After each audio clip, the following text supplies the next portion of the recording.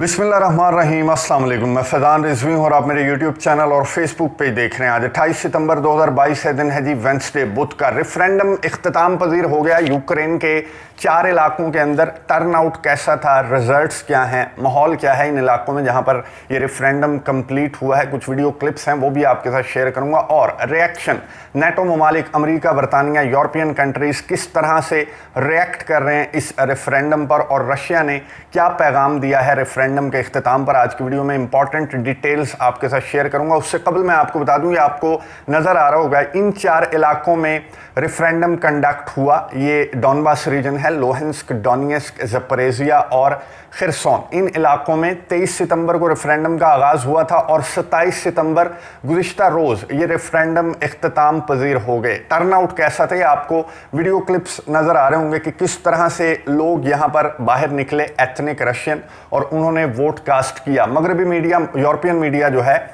वो इस तरह रिपोर्ट कर रहा था कि गन पॉइंट पर वोटिंग करवाई गई। हालांकि ये आपको मनाजिर नज़र आ रहे होंगे कि यहाँ पर रक्स भी किया जा रहा है, यहाँ पर टर्नआउट भी काफ़ी ज़्यादा है। जो ऑफिशियल्स की जानिब से टर्नआउट जारी किया गया रेफरेंडम्स का, वो था कि 70% से ज़्यादा लोहेंस्क और डोनेत्स्क में टर्नआउट रहा, और ज़पोरिज़िया और खिरसोन में 50% से ज़्यादा टर्नआउट रहा। वोटर्स बाहर निकले, वोट कास्ट किए।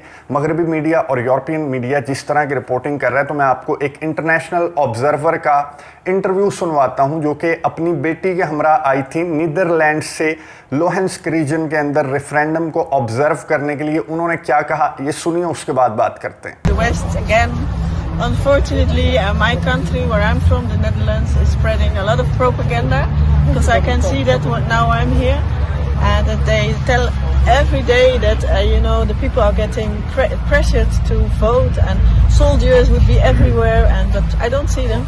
So now people seems to be very happy, and it's transparent because the boxes are transparent. So yes, good impression. गुफ्तगू आपने सुनी। इंटरनेशनल ऑब्जर्वर जो खातून थी, नीदरलैंड से आई हुई थी, वो कह रही थी कि हमारे मुल्क में तो अजीबो गरीब सी रिपोर्टिंग की जा रही है। ये कहा जा रहा है कि गन पॉइंट पर वोट कास्ट करवाए जा रहे हैं, ये रेफरेंडम जो है वो एक फेक रेफरेंडम है। हालांकि यहाँ ऐसा कोई माहौल नहीं, यहाँ खुशियों भरा माहौल है।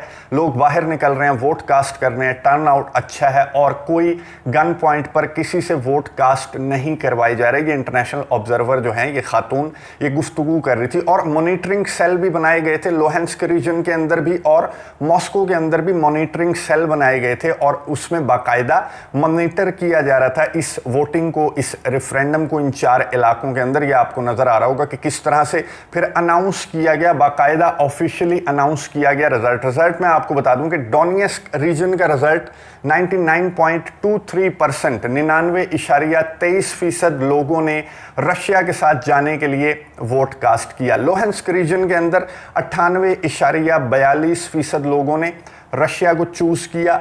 ज़पोरिज़िया रीजन के अंदर 93.11% लोगों ने रशिया को चूज किया, और खिरसोन रीजन के अंदर 87.05% लोगों ने रशिया को चूज किया, रशिया के हक में वोट दिया। और ये ऑफिशियली ये रिजल्ट्स जो हैं 4 रीजन्स के अनाउंस किए गए, जिसके बाद सेलिब्रेशंस स्टार्ट हो गई। ये आपको वीडियोस नजर आ रही होंगी।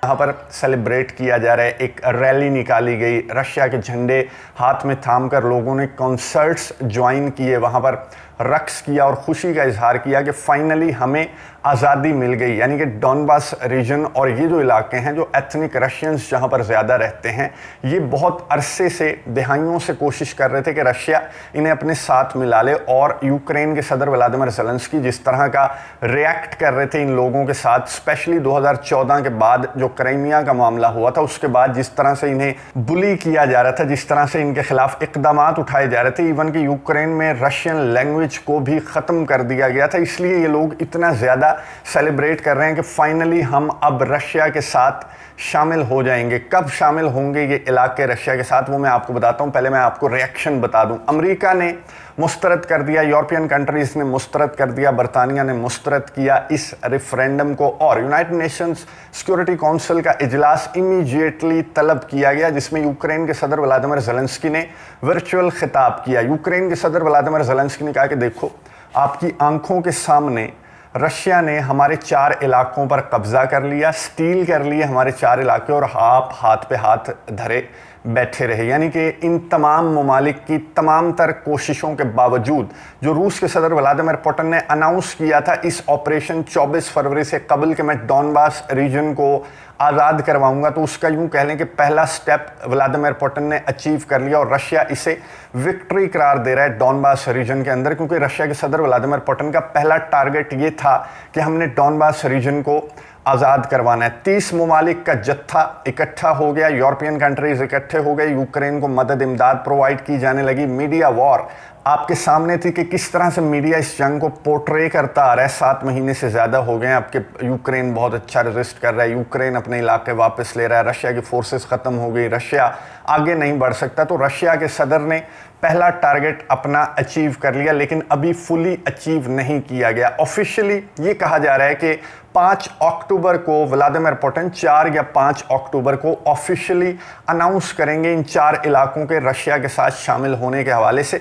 इंपॉर्टेंट अनाउंसमेंट जो है वो व्लादिमीर पुतिन की जानिब से सामने आएगी। और दिमित्री मेदवेदेव जो फॉर्मर प्रेसिडेंट हैं रशिया के, इस वक्त वो नेशनल सिक्योरिटी के डिप्टी चीफ हैं, उन्होंने अपने पैगाम में ये कहा कि वेलकम टू रशिया, अब आपको रशियन पासपोर्ट दिए जाएंगे, आपकी आज़ादी आपको मुबारक हो। और उन्होंने वेस्ट को, नेटो को, यूरोपियन कंट्रीज़ को मुखातिब करते हुए कहा कि मैं आपको रिमाइंड करवा दूं, मैं आपको याद करवा दूं कि अब ये इलाके रशिया का हिस्सा बन चुके हैं, यानी इन पर हमला, रशिया पर हमला कंसीडर किया जाएगा, और जो भी मुल्क रशिया पर हमला करने की हिम्मत करेगा तो फिर उसे दोबारा से दिमित्री मेदवेदेव ने जोहरी हथियार इस्तेमाल करने की धमकी दी, और ये कहा कि बाज रहा जाए इन इलाकों पर हमला करने से। यानी कि जो यूक्रेन का काउंटर ऑफेंसिव है, क्या अब यूक्रेन प्लान कर रहा है। यूक्रेन के सदर व्लादिमीर ज़ेलेंस्की ने बहुत इंपॉर्टेंट मीटिंग की अपने सिक्योरिटी चीफ के साथ, अपने आर्मी ऑफिशियल्स के साथ, और ये प्लान किया कि अब काउंटर ऑफेंसिव का क्या होगा। रशिया की जानिब से जिस तरह की स्टेटमेंट सामने आ रही हैं कि ये 4 इलाके अब रशिया का हिस्सा हुए, तो फिर अब हमारे काउंटर ऑफेंसिव का क्या होगा। इसको लेकर नेटो ने भी एक इम्पॉर्टेंट इजलास तलब किया है। यूक्रेन के सदर व्लादिमीर ज़ेलेंस्की ने भी सर जोड़ रखे हैं, और यूनाइटेड नेशंस सिक्योरिटी काउंसिल के इजलास में ये बातें तय करने की कोशिश की गई कि अब 5 या 4 अक्टूबर जब ऑफिशियली अनाउंसमेंट व्लादिमीर पुतिन की जानिब से सामने आएगी इन 4 इलाकों को रशिया का हिस्सा बनाने से मुतालिक, तो उससे बैकडोर राबते किए जाएंगे और कोशिश की जाएगी कि रशिया ऐसा ना कर पाए। बहुत इंपॉर्टेंट है ये जो अगला हफ्ता आ रहा है, ये बहुत इंपॉर्टेंट है। इस अगले हफ्ते के दौरान इन 4 इलाकों को रशिया के साथ शामिल करने की ऑफिशियल अनाउंसमेंट मतवक्के है। व्लादिमीर पुतिन खुद अनाउंस करेंगे इन 4 इलाकों को रूस के साथ शामिल होने से मुतल्लिक जो अनाउंसमेंट है वो व्लादिमीर पुतिन खुद करेंगे। और उससे कबल नेटो ममालिक जिन्होंने सर जोड़ रखे हैं, यूक्रेन के सदर Vladimir Zelensky United nation security council के इजलास में किए गए फैसले और किस तरह से रशिया को इस इकदाम से रोका जाता है, यूनाइटेड नेशंस, तुर्की, सऊदी अरब जैसे ममालिक क्या किरदार अदा करेंगे। बैकडोर राबते, बैकडोर सफारतकारी अपने पीक पर है इस वक्त, और जोहरी हथियार इस्तेमाल करने से मुतालिक जो रूस की धमकियां हैं, जिन्हें व्लादिमीर ज़ेलेंस्की ने भी कहा कि पुतिन इज नॉट ब्लफिंग, यानी कि जो आने वाला हफ्ता है ये बहुत ज़्यादा इंपॉर्टेंट है। रशिया की अनाउंसमेंट और नेटो ममालिक का अगला इकदाम नज़र रखेंगे उस पर। और 270वें रोज़ के हवाले से अगली वीडियो में आपको इंपॉर्टेंट अपडेट्स दूंगा, स्पेशली जो मोबिलाइजेशन कैंपेन है उसके हवाले से बहुत इंपॉर्टेंट खबरें हैं, अगली वीडियो में आपके साथ शेयर करूंगा। अगली वीडियो तक के लिए इजाज़त दीजिए, अल्लाह हाफ़िज़।